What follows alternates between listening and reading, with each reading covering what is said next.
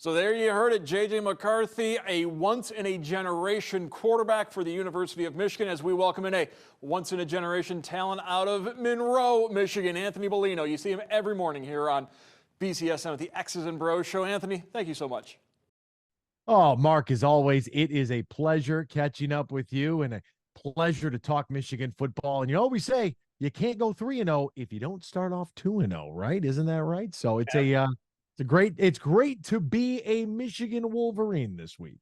Let's begin with J.J. McCarthy. Fill in the blank. J.J. McCarthy is the best Michigan quarterback since? Statistically speaking, probably Chad Henne. If from an arm talent standpoint, oh geez, I mean Denard had the wheels, so you got to give him the credit there. Yeah, he's definitely top five that we've had in the last 20 years. That's for sure. Probably from an athletic standpoint, maybe the best overall quarterback that we've seen since the turn of the 21st century. That's got a nice ring to it, doesn't it? And you've got, you're not the only one thinking this. You've got some case studies on J.J. McCarthy with some pretty good references. Yeah, I want to go back to one throw that he made against UNLV. So myself and another Toledoan who happened to be on the sideline there in Jack Miller, and he works for the University of Michigan in Learfield Properties on both the pregame and the postgame show for the Wolverines radio network. And Jack and I were sitting there, chopping it up a little bit. And the way that we are looking at the play is it is happening across the field. So if you're looking at the television broadcast, it's going to happen in the top right-hand corner of your screen. So that's diagonally across the field from where we were viewing it from. J.J. McCarthy made a throw into a window about the size of the computer screen that I'm looking at right now, in between three defenders. And Jack looked back at me. I looked like I had just seen a ghost. And he said, there aren't too many guys that can make that throw playing college football right now. I would agree with that. I think that was one of the more talented, one of the most accurate throws that we have seen. I think there's only a handful of guys, and this is an absolutely loaded quarterback class. When you look at the nation's top passers right now, all across the country, and a lot of them coming out of the about to be defunct Pac-12. That was such an incredible ball, and that's really been one of the highlights and the key pieces of J.J. McCarthy. We're seeing a lot more patience, a lot more pocket awareness, a lot more mobility within the pocket, moving, knowing that if that first read isn't there and if that second read isn't there, you don't have to break the glass and hit the panic button. I thought that we saw a little bit of that from JJ last year, where he could rely on his athletic ability and his speed in order to get him out of some bad situations. This year, he is doing an incredible job of keeping his eyes down the field, going through his progressions 1 through 4. And if all else fails, he might take off. But if he does, he's still keeping the eyes down the field in order to make the throw, because just like basketball, the ball is always going to move faster than the person. So if you can hurl it, chuck it 50 yards and let Roman Wilson catch it in stride. That's the other thing. We've seen plenty of pass plays thus far this season from J.J. McCarthy where that ball is on time. It is on the money. The receiver has an opportunity not only to catch and secure the football, but then for what's the right word to say here? The all-important, maybe, yards after catch, right? You got to put that ball in a place where your receiver can not only catch it, but then can make a play following that catch. JJ has done a fantastic job of that through 2 games, albeit now I don't want to be Mr. Michigan Slap here in my hat and shirt and C Webb jersey behind me, but the level in which they're doing it against, this is what is expected. How will you fare when we run into a team that maybe we learn a little bit more about the Maize and Blue? That is yet the question that is yet to be answered. You mentioned about J.J. McCarthy running the ball, and Sharon Moore had some interesting comments about that on Monday, saying he's got a hockey player mentality. He likes contact, and Sharon kind of referred to him as a little bit of a psychopath in that, but he does have a little bit of a concern because as soon as he starts running, Sharon Moore wants to see him either get down or get out of bounds because the backup quarterback position is unsettled at Michigan. They need to protect J.J. McCarthy. Yeah, if you aren't going to learn to slide, that is going to be a lesson that will be taught to you.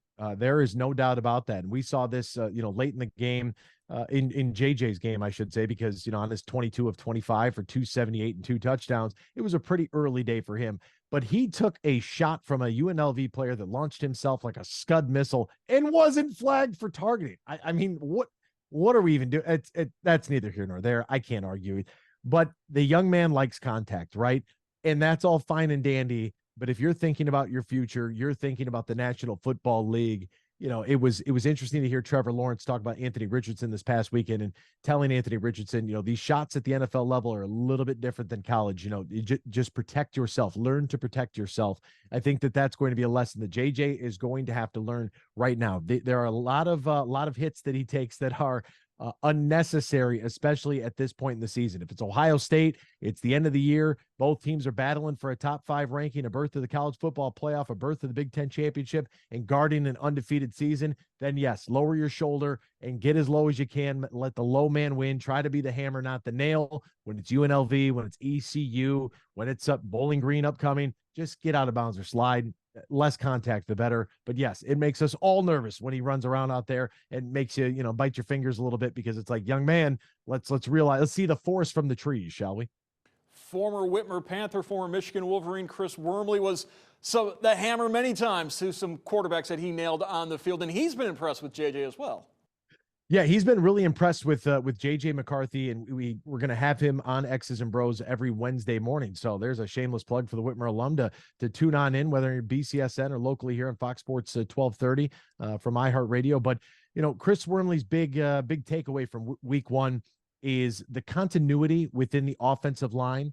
And he talked about some of the replacements, and sure, they have 3 guys coming back, but it's still the one unit that has to move the most cohesively in order to produce the best product on the field, right? And you start to think about it and you're like, yeah, I guess that would make sense. And it's everything from alignment to changing your protections at the line of scrimmage, those 5 communicating with the call that they're receiving from JJ McCarthy, or if they are going to be able to point something out at that point of attack that they need to adjust to, that they see on the line, that's going to be a huge step. So Big Worm, as I like to call him, did point out the fact that, hey, you're going to see some growing pains here early, but this group is going to continue to get stronger. The other point that he mentioned about last week, of course, him being a defensive guy, he wanted to see some more quarterback pressures. And sure, they pressured a little bit against ECU, and that is to be, that's kind of what we expect. But can you get the quarterback on the ground? I thought the Pirates did a much better job than the Rebels did of getting that football out as fast as possible, because in the words of the great Jim Brandstatter, it's sack time.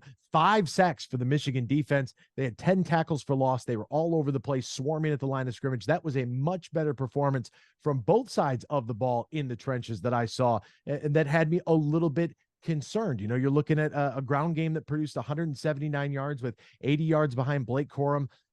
26 from Cornelius Johnson. Donovan Edwards, not really that involved in the run game. Want to see a little bit more from him, but that tandem's got to get going. They're going to have to produce a lot more than what they have been in order to, because that's really the staple. And what I find is very interesting is the run game has carried Michigan the last 2 seasons. Now that JJ McCarthy has gotten more comfortable, you as a Michigan fan should feel more confident. Maybe you as a fan of an opposing team should maybe be a little bit more concerned now that this Michigan pass game seems to be catching up and maybe overtaking the Michigan run game as the number 1 producer here.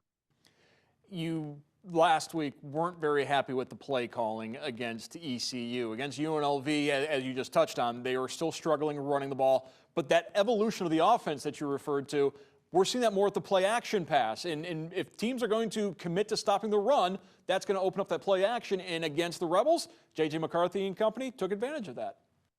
Yeah, you have to. And this is something that they're going to have to continuously get better on, is kind of disguising that run look that they want. And if there's an option to check out an audible out of that at the line of scrimmage based upon what JJ McCarthy sees, I think that that's highly important as well. If the coaching staff gives him the free rein there and he can identify it correctly, it's going to be a little trial and error here. But if he can do that, I think that when you have your quarterback on the field with that sort of responsibility and the capability to do so, that bodes really well, because you're going to have to be able to blend your run and pass game. They're going to have to be able to pass out of that play action. It's because it's the only way to get any team to get out of the box, right? I mean, it's the only way to get teams to start backing guys up is if they respect that deep shot. Now, that could be a deep shot in the beginning of the game that you overthrow by 15 yards intentionally just to back everybody away from the line of scrimmage and say, look, we're going to take this. So you better put some guys back there and alleviate some stress off the line of scrimmage. or maybe there's something early on. I love when teams start off with a screen pass, right? I don't know why it is, but it gets the defense on their toes immediately, especially if it is completed and it goes for positive yardage. If it's a big gain, 10, 12, 14 yards, we saw the Bears come out with a screen early on in the game. I love that play call there, just because it really throws that first stiff jab to the defense to get them thinking. When the defense is thinking, and they're not reacting, that's where they get exposed. So the longer that Michigan can really, utilize play action, utilize a little bit more creativity in the play call, I think the better off they will be for the long haul. But then again, as Chris Wormley pointed out last week, you don't necessarily want to show more than you need to. And I think that might be something that we need to take into consideration as well, because once it's on tape, it's out there. And if you have to start getting a little too creative, a little too early against teams that you should have an advantage of in the front five, that could be cause for concern as well. They shouldn't need to show a whole lot this Saturday night as they welcome in Bowling Green to the Big House. And Scott Loeffler, Bowling Green head coach, no stranger to the Big House. He was a quarterback at Michigan, late 90s. And Jim Harbaugh, complimentary about Scott Loeffler and the job he's done at Bowling Green. But let's face it, the talent gap between a Michigan Wolverine player and a Bowling Green Falcon player is wide. This should not be a close game. No, it shouldn't be. I mean, when you look at Bowling Green, they got off to a tough start on the road at Liberty, losing by 10. They rebound last week against Eastern Illinois. But this is just a completely different ball game when you look at the speed and space. There's an old term for our Michigan fans that they might want to flip back to in their memory bank there. This is going to be more than likely a little bit more overwhelming, trying to judge what Bowling Green is versus a UNLV versus an ECU. I think that's probably a little bit more of a comparable matchup, but it will be a night game. So if any fans from this area are headed up to the Big House, you will see. I know it was kind of a little demo test run because, it wasn't necessarily dark last week at, in the between the third and fourth quarter, but you will get to see the Michigan light show for the first time in all its glory. Fingers crossed everything works. But that is something with the new additions to the both video boards, to the audio system, and then to the lighting as well. If you watched any Michigan basketball last year, if you've ever seen the University of South Carolina or Nebraska, some things that some different teams are doing, just around the country to kind of get the juice flowing for a night game. If you're a Bowling Green fan, you will get to take a look at it. And by the way, my alma mater, Bowling Green, I think they're having a great tailgate. I forget the name of the location, but I'm sure you can find on the BGSU message boards if you're going to go up there and hang out a little bit early before you venture to the Big House. You're a Bowling Green alum, so is Michigan associate head coach Jack Harbaugh. Of course, Jim's father graduated from BG, played at BG, was later an assistant coach at BG, and Jim talked about how Jim, could still sing I Ziggy if he needs to. I won't ask you if you can sing I Ziggy unless you want to. Well, I mean, of course I know how to sing it. But first off, there are no real words until like the third stanza of the song. I don't even stanza is the right word for it, but whatever, you get what I'm saying. Yes, I mean, when you go to school there, it's ingrained into your mind. You have no idea what you're getting yourself into unless you grew up with Bowling Green, which I grew up with Michigan. So I was like, oh, okay, here's a fight song that doesn't really make any sense, but that's totally fine because we're going to sing it after games. And when I was there, you remember Freddie Barnes, you remember Tyler Sheehan, PJ Mahomes, right? I mean, they had some dogs back there at Bowling Green. So it'll be a kind of a nice sort of homecoming for Coach Loeffler. It'll be, nice for the Harbaugh family to kind of relive some of their past as well. But at the end of the day, when the ball kicks off at 7:30, it is a football game, and it's going to be a massive challenge for Bowling Green. It's not to say that they can't do it, but it's probability versus possibility, correct? Is it possible? Yes. Is it probable? No. The most recent matchup predictor I think I saw was a 98.2% chance Michigan wins this football game. It might even get up to 99 by kickoff. And Jack Harbaugh has warned the Wolverines how tough Bowling Green's going to play them on Saturday. We'll find out if that is the case. I want to thank our guest, Anthony Bellino from the X's and Bros Show, for joining us. Thank you, Anthony. Mark, as always, it's a pleasure. Go Blue.